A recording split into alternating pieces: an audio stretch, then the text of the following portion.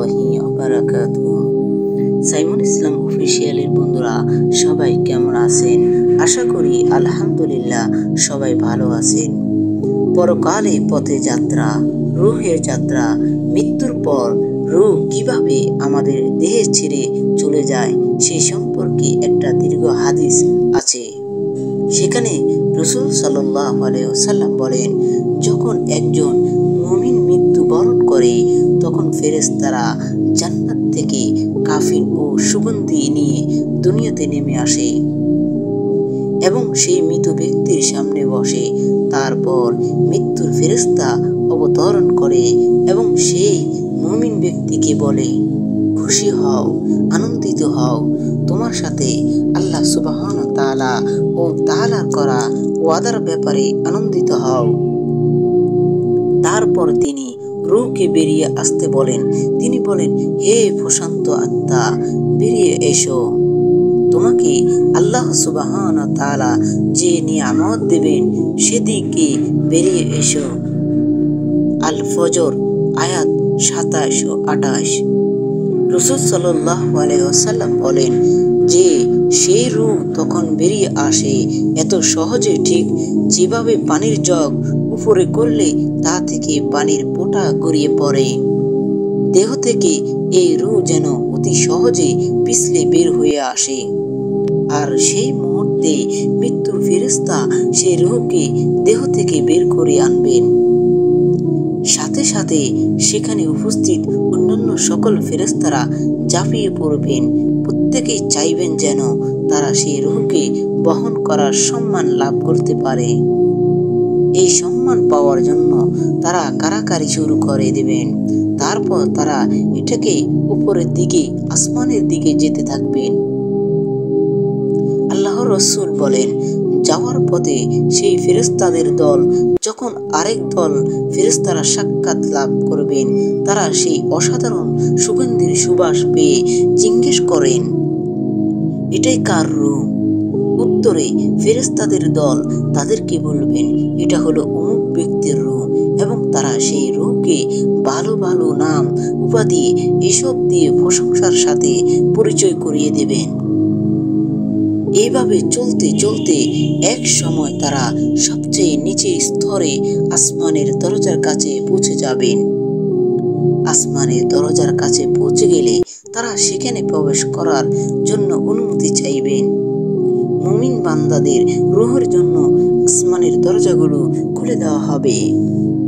আমরা জানি আসমানের 7টি স্তর রয়েছে, আর যখন এইরকম একটা স্তরে আসমানের দরজা খুলে যাবে তখন এই স্তরের আসমানের ফেরেশতারা সেই রূহ নিয়ে আসা ফেরেশতাদের দলের সাথে সাথে যাবেন, যতক্ষণ না তারা এইভাবে চলতে চলতে পরবর্তী স্তরে আসমানের দরজার কাছে গিয়ে হাজির হবেন।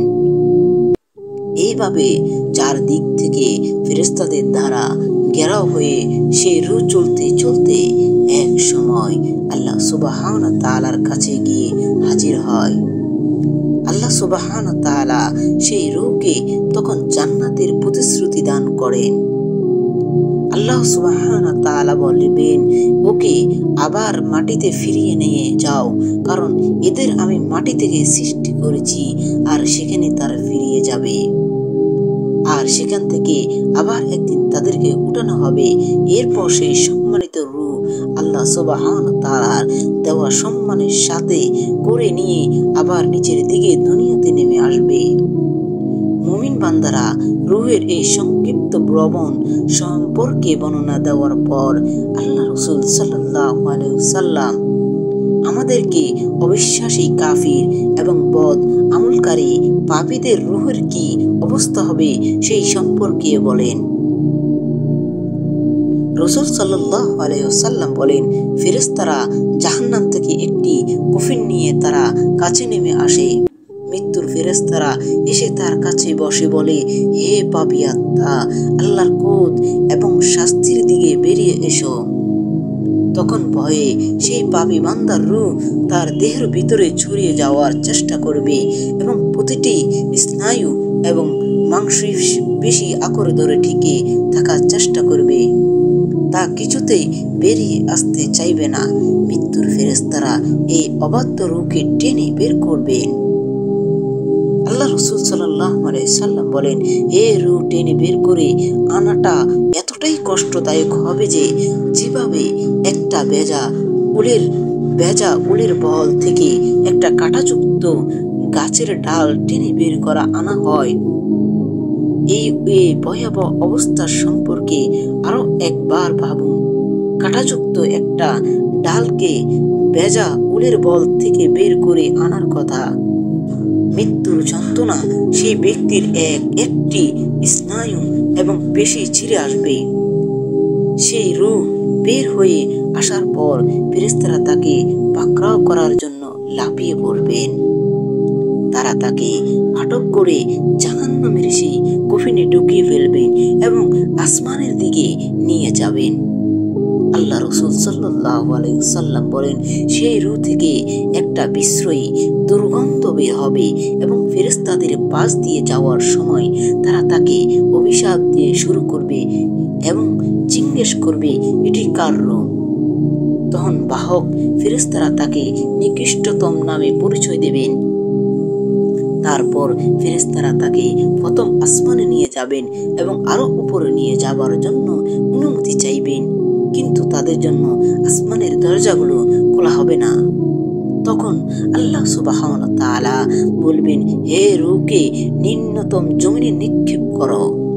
তখন আল্লাহ আপনাদের সাথে সেই রূহকে নিচে ছুঁড়ে ফেলার আদেশ দিবেন।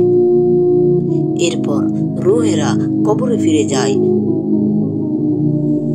এখন আমরা আখিরাতের পরবর্তী পর্যায়ে কবর নিয়ে কথা বলবো।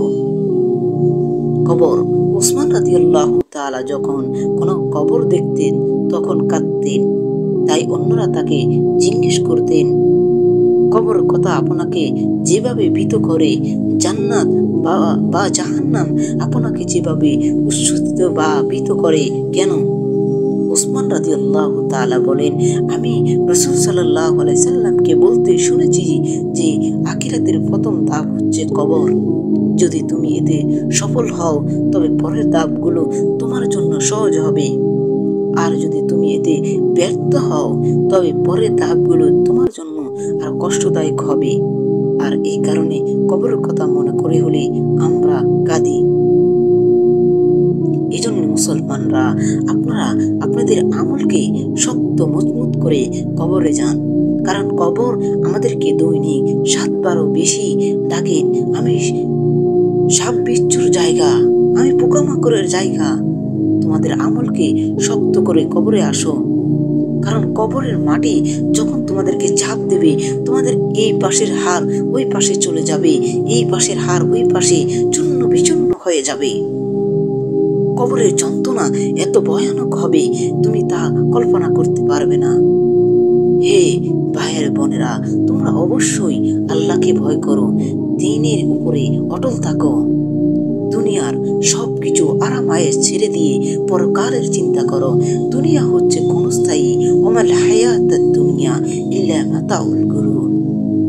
দুনিয়া তুচ্ছ, দুনিয়া লালসা, দুনিয়া মায়াজাল।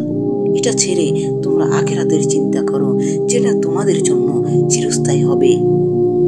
আল্লাহ তাআলা আমাদেরকে সবাইকে আমল করার তৌফিক দান করো। ভাই ও বোনেরা, যদি কোনো ভুল ভ্রান্তি থাকে তাহলে অবশ্যই ক্ষমা দৃষ্টিতে দেখবেন। আমাকে কমেন্টে অবশ্যই আমার ভুলটাকে ধরিয়ে দিবেন। আসসালাম।